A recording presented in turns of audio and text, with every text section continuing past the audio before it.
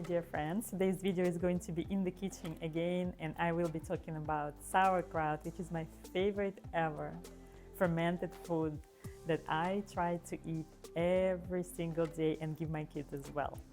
And I will be showing exactly what you need to make your own sauerkraut.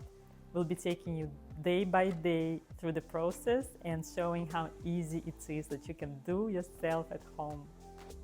Sauerkraut is one of my favorite foods ever. I think it's one of the healthiest foods ever. So why is it so healthy for us? Let's talk about it. First and most important thing is, of course, that sauerkraut is fermented food, which makes it filled with probiotics. And probiotics are those little microbes that we have in our gut that help us digest, that strengthen our immune system, that makes us feel good. So it's very, very important to keep the big population of that friendly bacteria. So sauerkraut brings a new set of those probiotics. It brings the food for the existing ones. So that makes it thrive, that makes it grow so well, makes the little probiotics very, very happy, and that makes you happy. Because probiotics, they are very unique little things. They help absorption of the food, they help production of the serotonin, which is a happy hormone. They strengthen the immune system, they heal your gut, and so many more benefits. So I'm gonna read a little bit more in the description of this video, but let's get right through the process. And the only thing you will need for this process is, besides the cabbage of course, is the glass jar and something heavy that you can place on top. I'm going to start with the carrots, and I have this special salad shooter that I use. I used to use just a regular shredder, and then my mother-in-law, I love her so much, she gave me this special salad shooter. It works so wonderful, it's so fast. So I normally just shred some carrots first, and then I will add them eventually to the cabbage. Then I switch the insert for the cabbage one, and then we start with the cabbage. Here's my son, he's my helper. We start with the white cabbage first, and then we move to the red cabbage, and then we're gonna mix them all together at the very end.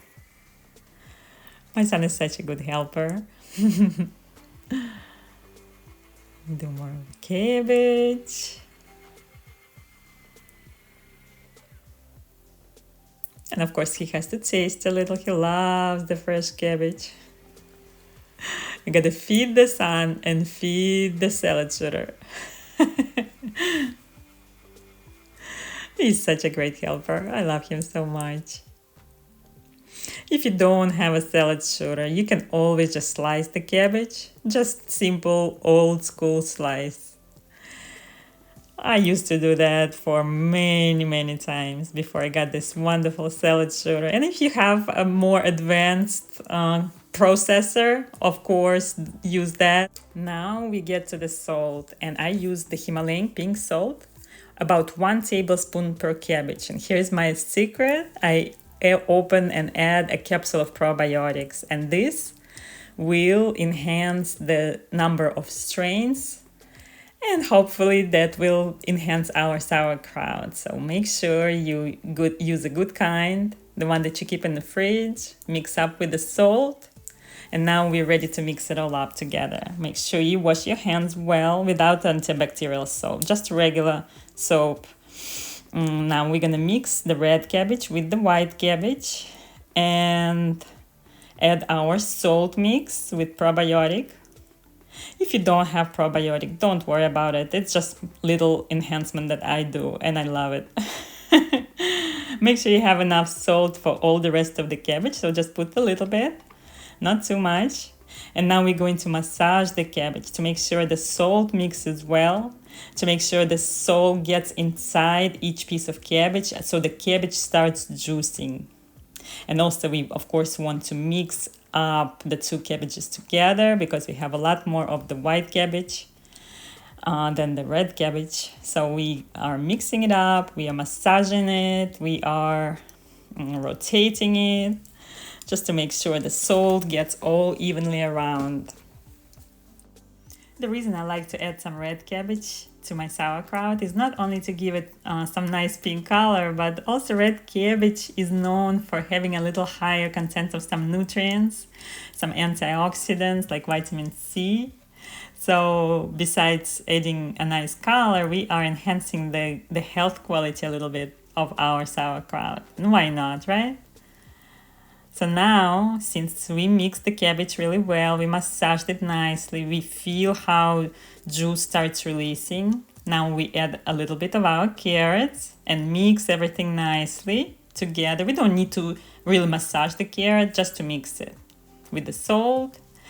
And now we are ready to start putting it in our jar. So make sure it's a glass jar. That is the best for the sauerkraut.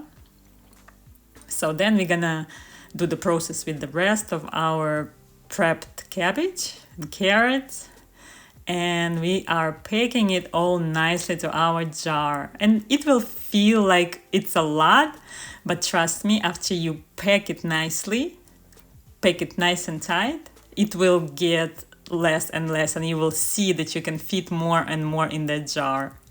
So now, if you see, I am pressing on the cabbage, making sure I'm packing it very, very tight.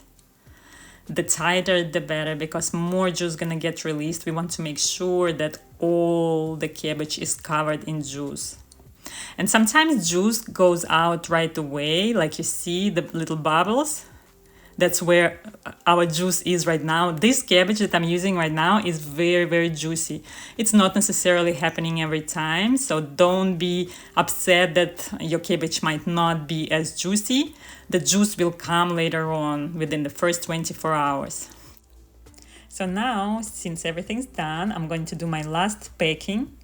And I will need to put something heavy on the top and leave it that way for 5 days. And I use a vase. I fill it up with water to make it heavier, and I am going to put it perfectly. So find something that you could use that would add additional press on your sauerkraut. So you see how much juice is in there? This is not very common because this cabbage was so juicy, but don't get upset if your cabbage isn't that juicy, because the juice will come, trust me. I always put a plate underneath the jar because sometimes juice overflows. And this is my vase filled up with water to make it heavier. It fits perfectly there, so I put it there. I press a little bit more so the juice gets released, the more the better. And here is day 2. So if you see, there is more juice than it was yesterday. And it starts bubbling. Bubbling means that the fermentation started, and that's what we want. So yay, good for the first day.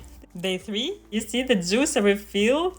I knew that, that's why I put the plate, and we press on the vase a little bit more to squeeze all the gas that comes out. At this point, you will feel the smell. The smell is a little bit stinky. That is normal. Don't worry. That is very, very normal. Here's day 4. You see more bubbles. Bubbles keep coming. Fermentation keeps happening. This is so great. Our cabbage is going to be so good. Yes, get all the gas out. Day 5. Fermentation slows down a little bit. We still squeeze all the gas out.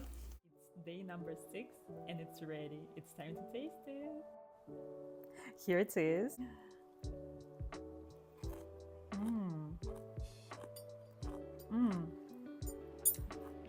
It's divine.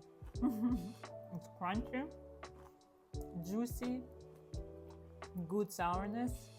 Perfect, perfect, perfect. So now you see how easy it is to make the sauerkraut at home. So this is all for today. Please leave some comments. If you have any questions, I always read your comments. I love getting your feedback. Check out my website. It's glowingbodyandmind.com, and I will see you soon.